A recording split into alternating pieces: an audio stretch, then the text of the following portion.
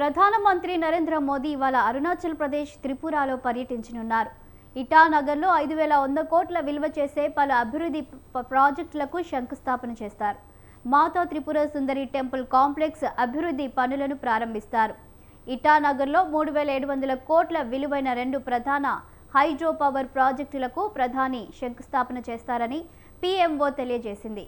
అనంతరం త్రిపురలో ప్రధాని పర్యటించి మాతాబరిలో మాతా త్రిపుర సుందరి టెంపుల్ కాంప్లెక్స్ అభివృద్ధి పనులు ప్రారంభిస్తారు. ఆలయంలో పూజలు చేస్తారు.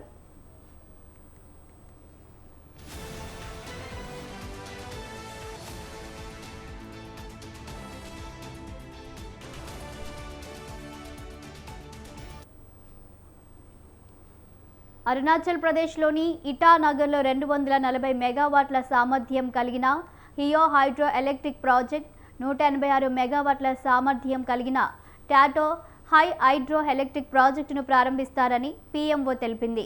తవాంగ్లో అత్యాధునిక కన్వెన్షన్ సెంటర్కు శంకుస్థాపన చేయనున్నారు.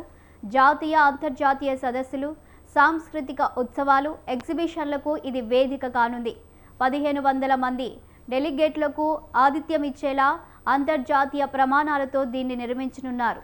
ఇది పర్యాటక రంగ అభివృద్ధికి దోహదం కానుంది. 1,290 కోట్ల విలువైన మౌలిక సదుపాయాల ప్రాజెక్టులను కూడా మోదీ ఈ సందర్భంగా ప్రారంభించనున్నారు.